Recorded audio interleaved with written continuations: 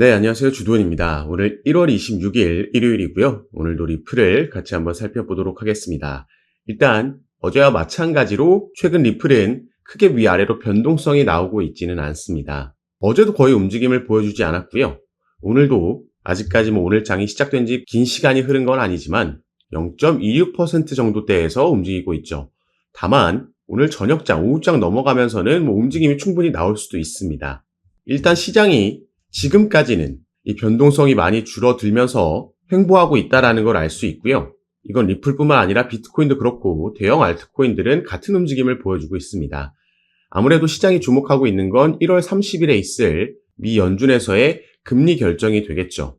이제 며칠 남지 않았기 때문에 통상적으로 금리 결정 전에는 시장이 이렇게 관망세로 지켜보면서 횡보하는 구간을 가져가는데 이번 달에 금리 결정 같은 경우에는 동결이 나올 거다라는 확률이 확실히 높게 점쳐지고 있습니다. 이 부분을 시장이 미리 지금 예상하고 있는 거기 때문에 동결이 나온다라고 해도 큰 폭의 하락은 나오지 않을 거다 예상되고 있죠. 순간적으로 빠진다라고 해도 어느 정도 빠르게 복구해 줄 거라 생각되고 있습니다. 다만 그래서 더 중요한 게 금리 결정을 하고 나서 이어지는 파월 의장의 기자회견이 되겠죠. 저번 달 12월 달에는 0.25bp 금리를 인하했음에도 이어지는 기자회견에서 파월 의장의 매파적인 발언이 나오면서 시장이 급락했던 경험을 우리가 했습니다. 그래서 이 파월 의장이 가지고 있는 그 방향성을 보여주는 멘트의 힘이 시장에 영향을 주기 때문에 이 부분 꼭 모니터링하면서 대응하셔야겠다 생각하셔야겠고요. 일단 지금 보여주고 있는 부분은 변동성이 줄어들면서 횡보하고 있는 모습이다 말씀을 드렸죠. 그래서 제가 파란색으로 표시해 놓은 이런 하락 추세 채널 안에서 움직이고 있다 볼 수 있겠고 이 변동성이 줄어든 부분에서 작은 삼각 패턴을 완성했다라고도 볼 수 있습니다. 어쨌든 이런 비슷한 패턴은 우리가 이미 이때 경험을 했죠. 하락 추세 채널 안에서 움직이다가 상단을 돌파해주면 그리고 다시 채널 안으로 들어오지 않으면 급등이 나왔었습니다.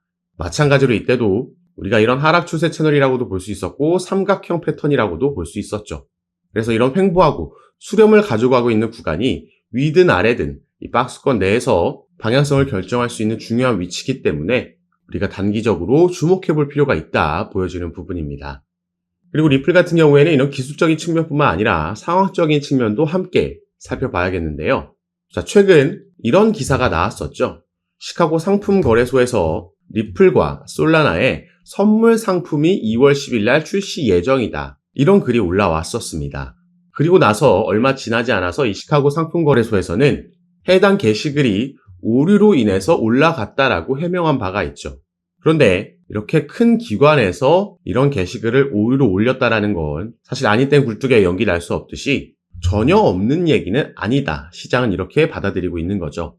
그리고 이 선물 상품이 출시된다라는 건 비트코인과 이더리움이 그랬듯이 현물 ETF가 승인되기 전에 이 상품이 나오기 전에 먼저 시장에 나오는 게 바로 이 선물 상품이기 때문에 이러한 수순을 통해서 리플도 선물 상품이 출시되고 나면 그 다음은 현물 ETF에 대한 가능성이 더 올라간다라고 기대하고 있는 겁니다. 그래서 최근 이 ETF 얘기가 많이 나오고 있는데요. XRP의 현물 ETF, 지금 XRP뿐만 아니라 방금 살펴봤던 솔라나, 라이트코인도 얘기가 나오고 있습니다. 이 세 개의 코인들 중에 누가 먼저 되느냐의 차이가 있을 뿐이지 결국에는 현물 ETF에 대한 승인 권한을 가지고 있는 게 바로 이 SEC, 미국의 증권거래위원회고 아직까지 새롭게 임명된 위원장이 정식 취임하지는 않았지만 그래서 대체체제로 가고 있긴 하지만 지금 새롭게 결성된 SEC의 지도부는 전부 친암호화폐적인 트럼프 행정부에서 임명한 인물이기 때문에 이런 대형 알트코인들의 현물 ETF는 당연히 승인될 거라고 우리가 기대감을 가져볼 수 있는 겁니다.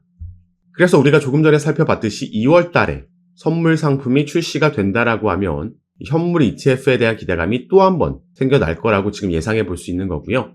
항상 말씀드리지만 이 매수 같은 경우에는 계속해서 상승력이 나올 때 뒤늦게 들어가는 게 아니라 조정이 나오고 나서 지지라인 만드는 걸 확인하고 여기서의 방향성을 확인하고 들어가는 게 가장 베스트다 말씀드립니다. 그리고 매집 구간을 가져간다라는 건 당연히 이 코인에 대한 추후 전망이 밝아야겠죠. 그래서 지금부터는 리플의 추후 전망, 물론 ETF도 있지만 이것보다 더 큰 상승 재료들이 리플에게는 남아있기 때문에 여기에 대해서 하나씩 설명해 드리고 살펴보도록 하겠습니다. 오늘 영상이 리플을 보유하고 계시거나 아니면 신규 투자를 고려하고 계신 분들께도 분명히 도움이 될 만한 내용이니까요. 오늘 영상 꼭 끝까지 시청해 주시고 그 전에 밑에 있는 구독과 좋아요 버튼도 한 번씩만 눌러주시면 제가 이렇게 영상 제작하는 데 큰 힘이 된다는 점 먼저 말씀드리고, 추가로 영상 밑에 트럼프 당선으로 인해서 암호화폐 기업들의 IPO 가능성이 커졌다라고 나와 있습니다. 자, 그리고 이 IPO에 대한 기대감은 이전부터도 계속해서 나왔죠.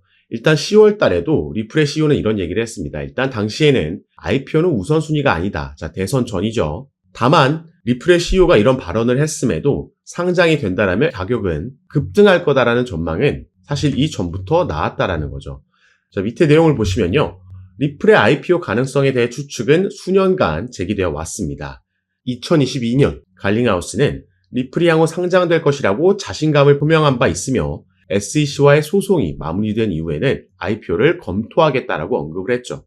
그리고 여기에 대한 시장 기대감.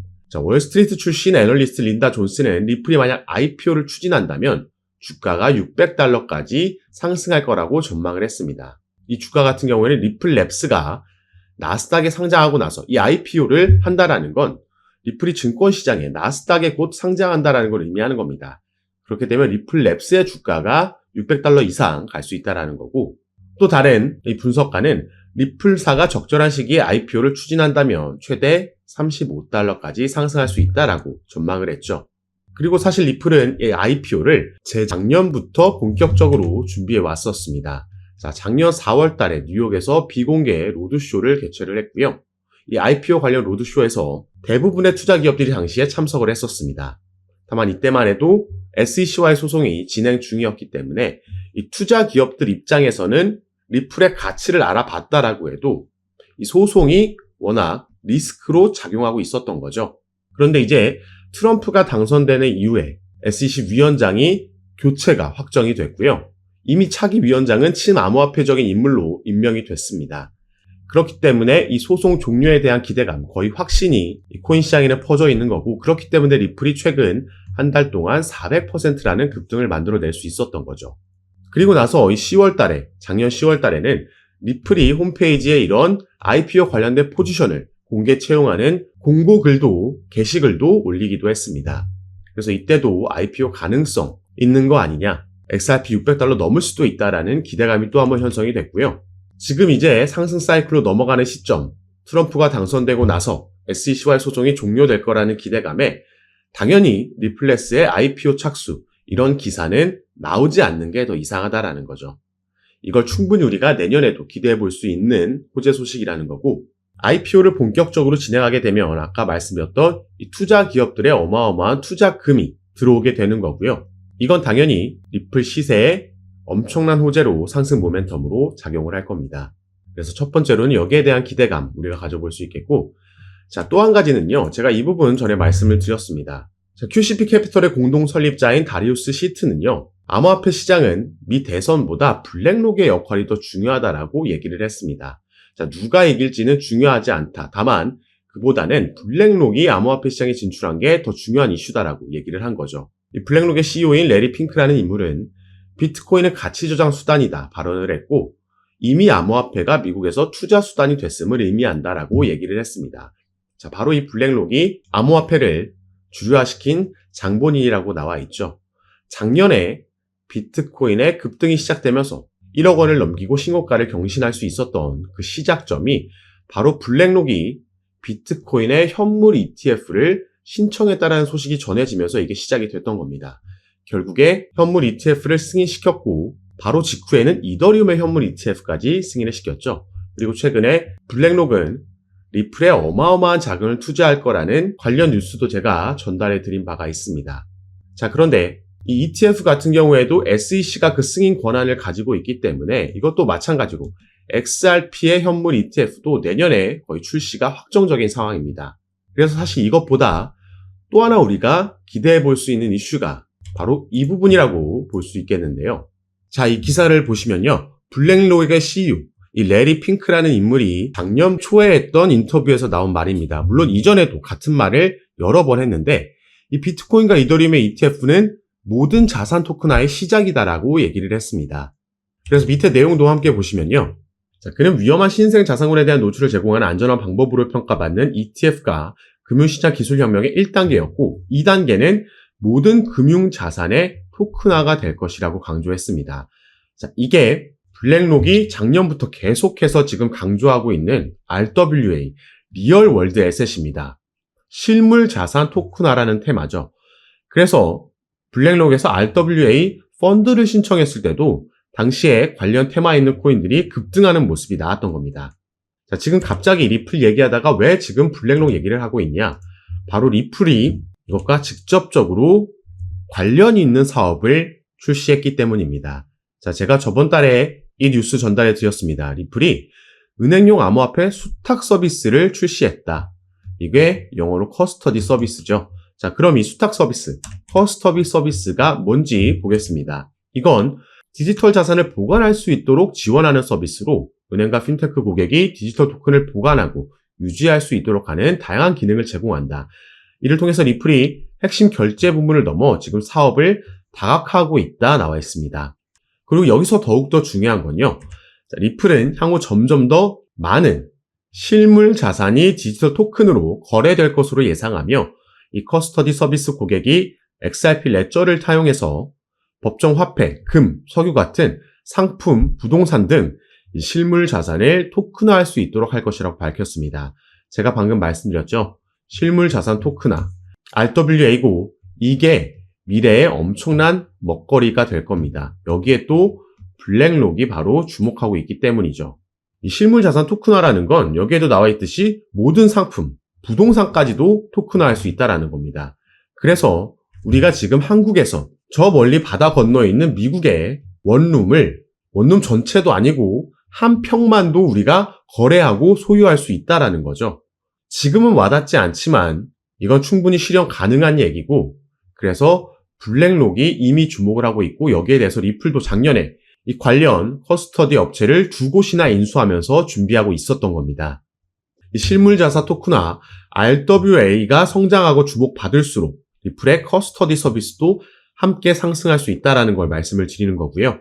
여기에 아까 말씀드렸듯이 소송 이슈까지 SEC가 취하하게 되거나 그렇지 않더라도 법정으로 가서 승리한다라고 해도 어떤 식으로든 이제 리플은 이 소송의 리스크에서 벗어날 수 있다.